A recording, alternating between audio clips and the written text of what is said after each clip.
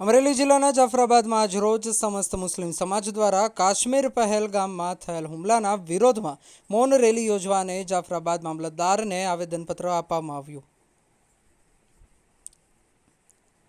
જાફરાબાદમાં આજરોજ સમસ્ત મુસ્લિમ સમાજ દ્વારા લાઇટ હાઉસ રોડ ઉપરથી મામલતદાર ઓફિસ સુધી મૌન રેલી યોજી આવેદનપત્ર આપવામાં આવ્યું હતું, જેમાં મુખ્ય જે કાશ્મીરમાં આતંકી હુમલો કરવામાં આવ્યો અને નિર્દોષ 28 લોકોની હત્યા કરવામાં આવી તેના વિરુદ્ધને લઈને મુસ્લિમ સમાજ દ્વારા કાળી પટ્ટી બાંધીને મૌન રેલી યોજીને મામલતદારને આવેદનપત્ર આપવામાં આવ્યું હતું, જેમાં મુખ્ય માંગ કે પાકિસ્તાન આતંકવાદી જડમૂળમાંથી સફાયો કરવામાં આવે તેવી માનનીય વડાપ્રધાન નરેન્દ્ર મોદી સાહેબને દેશના ગૃહમંત્રી અમિત સાહેબ જે બેકસૂર 28 લોકોની ગોળી મારીને હત્યા કરવામાં આવ્યા, જેને તાત્કાલિક ધોરણે પાકિસ્તાની આતંકવાદી વિરુદ્ધ કાયદેસર પગલાં લઈ આતંકવાદીને નેસ્ત નાબૂદ કરે તેવી જાફરાબાદ મુસ્લિમ સમાજની મુખ્ય માંગ છે અને જે પરિવારના પોતાના પતિ, ભાઈ, બહેન, પત્ની ગુમાવ્યા છે તે પરિવારની સાથે દુઃખમાં અમે સામેલ છે।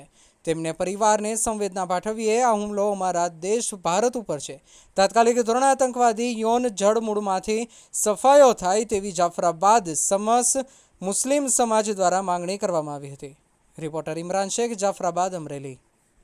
જાફરાબાદ સમસ્ત મુસ્લિમ સમાજ દ્વારા મૌન રેલીનું આયોજન કરવામાં આવેલ છે અને મૌન રેલી કાઢી અને આવેદનપત્રક મામલતદારશ્રીને પાઠવેલ છે અને જમ્મુ કાશ્મીરના પહેલગામમાં થયેલ આતંકી હુમલાના વિરોધના અંદર મૌન રેલી કાઢી જાફરાબાદ મુસ્લિમ સમાજે માંગ કરેલ છે કે આતંકવાદીઓને આવી ઘટનાને વખોડી કાઢેલ છે અને સખતમાં સખત સજા થાય અને ફાંસીની સજા થાય એવી જાફરાબાદ મુસ્લિમ સમાજની માંગ છે।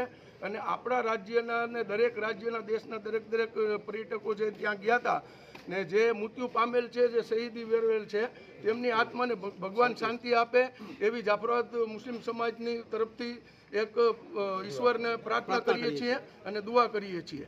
બસ એટલું જ। ભારત માતા। मुस्लिम समाज जो है जाफराबाद के मुस्लिम समाज सारे लोग यहाँ जमा हुए। इनके जमा होने का एक ही मकसद है कि वादिय जन्नत नुमा वादिय कश्मीर के अंदर पहलगाम के अंदर जो हमला हुआ, जुल्म भरा और सख्त ही जुल्म भरा जो हमला हुआ, उसके ख़िलाफ़ हम लोगों ने अपने ज़िंदा दिली का सबूत दिया और हिंदुस्तानी होने का सबूत दिया कि आज हम इंडियन जो है एक फैमिली की तरह है। अगर किसी एक फैमिली के किसी एक शख्स के ऊपर भी आँच आ जावे तो हम पूरी फैमिली साथ खड़े होने का सबूत दिया कि हिंदुस्तान के अंदर चाहे जो धर्म से भी ताल्लुक़ रखने वाले लोग मौजूद है, लेकिन हम जब जुल्म होगा तो हम एक होकर और यकता होकर उनका मुकाबला करेंगे। इसीलिए आज हम यहाँ जमा हुए। इस्लाम जो है कभी भी किसी के ख़िलाफ़ जुल्म का या किसी के ख़िलाफ़ नाहक खून बहाने की इजाज़त नहीं देता। इस्लाम तो यहाँ तक कहता है कि जब तुम किसी से बात करो तो इस तरह के अल्फाज मत निकालो कि सामने वाले को तकलीफ़ हो। ये तो कत्ल की बात है। इस्लाम ने कत्ल के बारे में क्या कहा आप सुनेंगे तो हैरान हो जाएंगे।